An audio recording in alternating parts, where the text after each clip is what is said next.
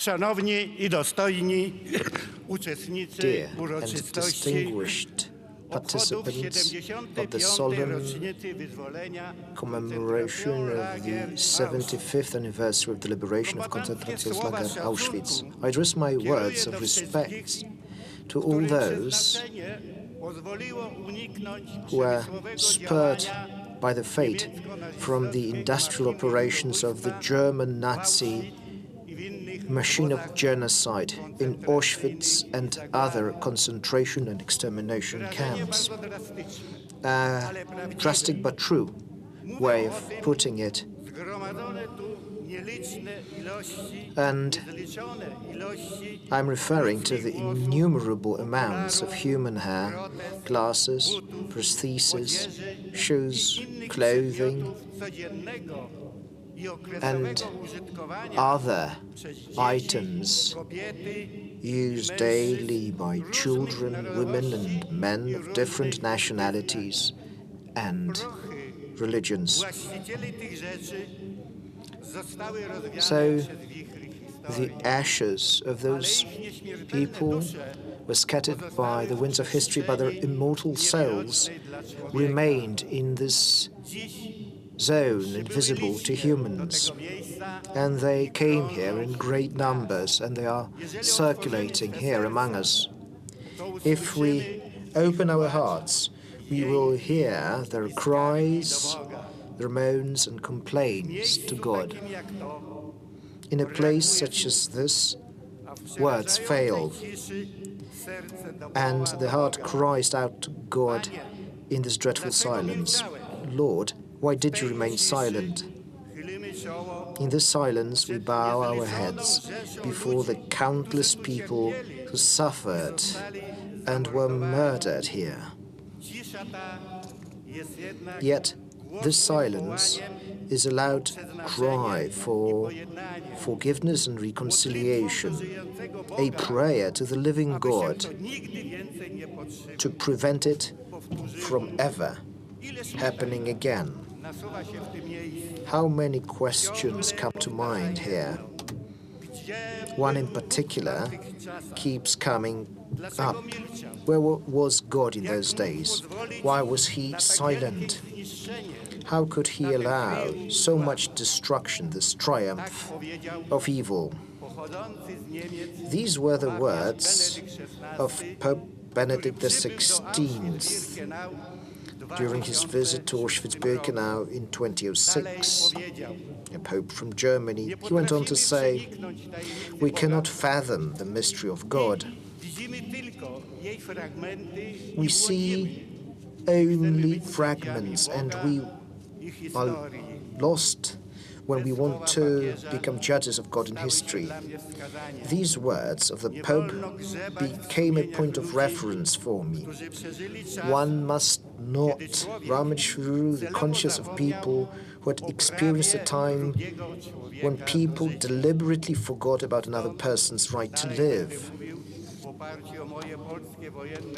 From here onwards, I will be referring to my own path, this path meant on this path I saw the Gestapo headquarters in Warsaw and Pawiak, a prison in Warsaw, the Auschwitz-Birkenau concentration and extermination camp, the Mauthausen, Gusen I and Gusen II concentration camps.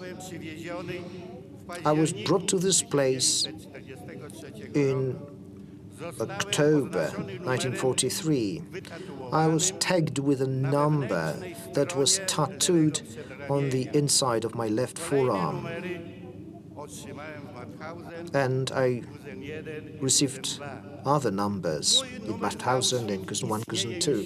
The number from Auschwitz, I've had it for 77 years, and it is still legible. It is legible, and it is a living witness to unforgettable tragic events. I remember in Auschwitz-Birkenau, I remember naked women being driven in trucks from the barracks to a gas chamber. I can hear them screaming. I can hear it in my subconscious when I remember those events. I recall people nicely dressed, wearing the Star of David armbands, walking around with no signs of fear. A large group of these people were led by just one SS officer, and he led them in the direction of the crematorium.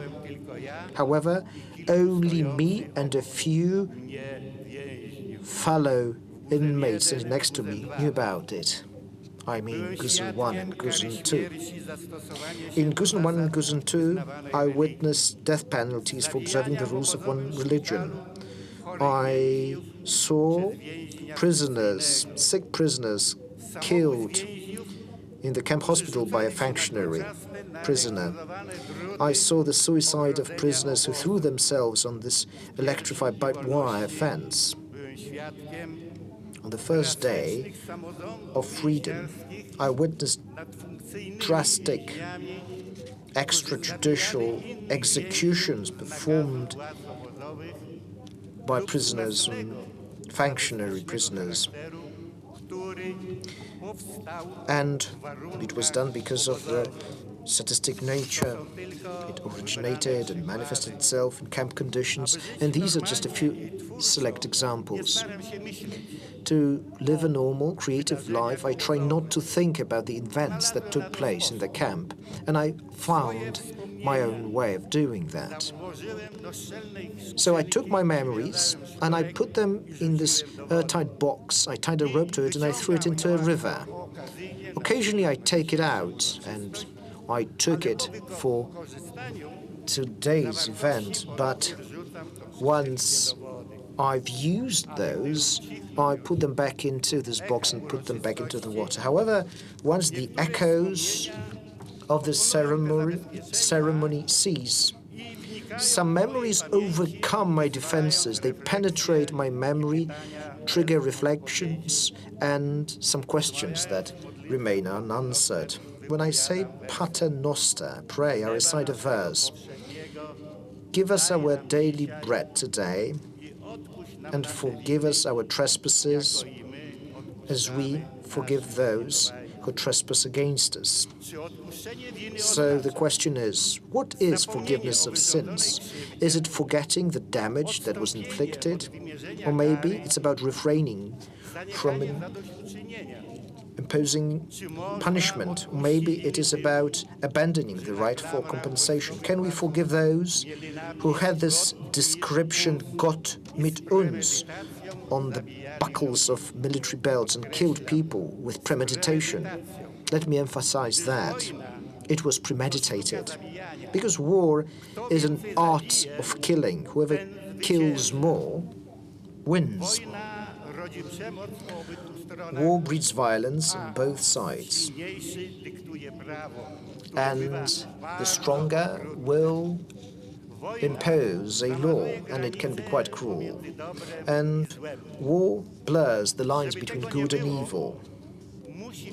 To avoid that, there must be reconciliation between nations. Yet reconciliation without historical truth and forgiveness will only be but a bridge without a railing between the edges of a precipice. You can cross it, but not without fear. Therefore, it is a moral obligation of all those present here to act in such a way that nothing like that ever happens again. Under these inhumane conditions that prevailed in Auschwitz and other concentration camps, prisoners, inmates formed various underground organizations. Their primary goal was that of protecting human life and human dignity. Speaking in modern terms, I was a beneficiary of such an activity, and that made it possible for me to survive temporary breakdowns, to overcome this feeling of hopelessness, both in Auschwitz and other camps. Such actions unleash new energy, strengthen certain bonds, and stimulate a person to act, to overcome one's sense of powerlessness, to overcome this loss of hope. I'll give you two examples. A Franciscan, Father Maximilian Kolbe, voluntarily gave up his life for another person, father of a large family.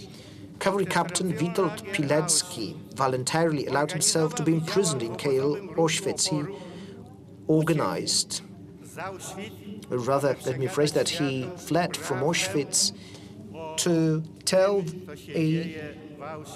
the truth about what was happening in Auschwitz-Birkenau. He participated in an uprising in Warsaw, and he was killed by the communist authorities in Poland. So two different people, both incredibly courageous, and they showed heroism and dedication in a place created to exterminate people, and their sacrifice was not in vain. The Witold Pilecki Institute of Solidarity and Martyrdom was established in Poland in 2017. One of the goals of this institute is to commemorate people of different nationalities, victims of German Nazi crimes. And the Maximilian Kolbe Werk Association, established in Germany, has been operating since 1973. It is meant to reach agreement and reconciliation and provide assistance in various forms to former inmates of concentration camps and ghettos, regardless of their religion, their views, and their beliefs. On the 50th anniversary of the end of World War II, the association awarded all former inmates of concentration camps a commemorative medal. The document attached to the medal reads, quote, "You have survived the atrocities and terror prevailing in the camps, but afterwards your lives have been very difficult, and yet in this time you have given great reasons for reconciliation." So on the medal you can find a rose that symbolizes your message, that of reconciliation. We believe that your exemplary behavior will also affect others and will be something to follow, especially to those nations that remain adamant and intransigent. You suffered in camps and ghettos and Nazi prisons. Your life had been difficult after the liberation, but all of that was not in vain. Of this we are truly and deeply convinced. That's how it should be, but it is not. These days, in many regions of the world, people overcome by fanaticism of various kinds, political, racial, and religious, they commit acts of violence to achieve their own personal goals. These acts of violence claims thousands of lives, and that bears the hallmarks of genocide. Has history turned a full circle? I mean a circle propelled and driven by people who do not respect other people's dignity? Dear participants of this commemoration, I am an optimist and I believe in people. So far, in my life, excluding my stay in prisons and concentration camps, I have received more good things than bad things from others. In qualifying human deeds as good or bad, I'm supported by beautiful women who has a blindfold on her eyes. In her left hand, she carries balance, and in her right hand, a sharp sword. I will ask this lady to stay with me. On the 26th of January, yesterday, the President of the Republic of Poland, together with his spouse, presented to former inmates of concentration and extermination camp in Auschwitz-Birkenau medals commemorating the 75th anniversary of the liberation. The medal was founded by the Auschwitz-Birkenau State Museum. Now, there is this message attached to it, and there is this fact that it is the highest Polish authorities presented this medal. And that means that basically it is an unwritten document that documents this tragic history of the Polish nation and other nations during World War II. I deeply believe that this event will be used to act for the benefit of all the remaining witnesses of history.